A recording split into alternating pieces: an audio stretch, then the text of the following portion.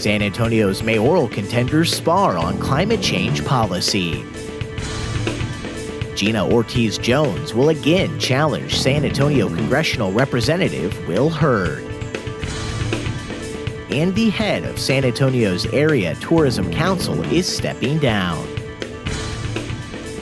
This is your Express Briefing podcast for Wednesday, May 15th. Subscribe to this and other free content at expressnews.com/podcasts. And get each day's top news and sports headlines delivered to your inbox at expressnews.com/newsletters. Greg Brockhouse has taken his fight for mayor into a new realm that for the last 2 years has been the sole property of his opponent, Mayor Ron Nirenberg. Nirenberg has championed the need to address climate change since his first day in the mayor's seat and at his first city council meeting, where he set a vote affirming the Paris Accord, which Councilman Brockhouse then supported.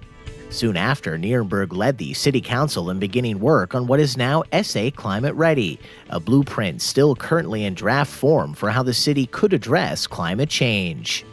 But Tuesday, Greg Brockhouse promised to quash that plan, even as he left the door open to keeping some of it. In its place, Brockhouse proposes a narrower alternative he calls business-friendly, promising he would convene a working group, including the San Antonio Water System, CPS Energy, the conservation community, and the energy sector. And in 30 days, the group would provide the city council with a list of best practices about climate change. And some of those best practices could even spring from the mayor's climate plan, which has been in the works for nearly 18 months.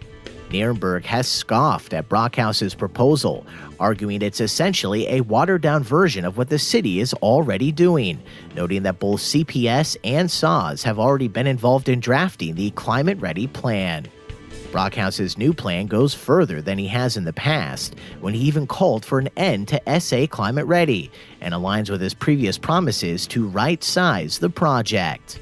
Tuesday's proposal was the second in what Brockhouse says will be a series of policy proposals, outlining the measures he would pursue in his first few months if elected mayor.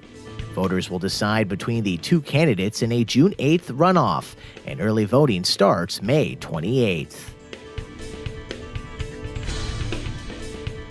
After finishing 926 votes short last year, Democrat Gina Ortiz Jones is launching a campaign to again challenge U.S. Representative Will Hurd in Texas's 23rd congressional district, setting the stage for a rematch in what was one of the country's closest races in 2018. Hurd, a former CIA operative, known as one of the most moderate Republicans in Congress, is serving his third term, having successfully staved off consecutive challengers by close margins in one of the most consistently competitive districts in the U.S. Many had speculated that Jones was all but certain to run again after her narrow loss in November, and the former Air Force intelligence officer and Iraq War veteran continued to appear at San Antonio political events and criticize Congressman Hurd on social media. Last year's contest between Hurd and Jones was decided by less than half of 1 percentage point and extended for 2 weeks after Election Day, as Jones sought to determine whether provisional and absentee ballots could bridge her deficit. The pursuit led to clashes with county election officials in Bexar and Medina counties, and Jones even attended orientation for new members of Congress before conceding the race.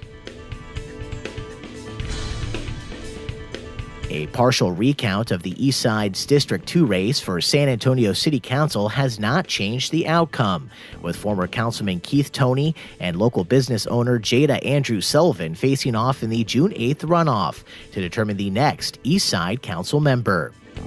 Third-place finisher Denise Gutierrez-Homer missed the runoff by 59 votes and requested the recount after a glitch in the unofficial returns online on election night. Before the recount, Bexar County's elections administrator says she was confident the vote was accurate, which was confirmed by the recount when it was finished on Tuesday. And after more than 2 decades at the helm, Marcos Barros is stepping down from his post as head of the San Antonio Area Tourism Council. The 62-year-old is leaving to do consulting work for several businesses in the hospitality, transportation, and food industries, and has declined to disclose more details. A native of Santiago, Chile, Barros says he's been considering the move for more than a year. His last day as CEO of the council will be May 31st, but he will remain involved for several months to help search for a replacement. And that's your daily San Antonio Express briefing for Wednesday, May 15th. Subscribe to this and other free content at expressnews.com/podcasts.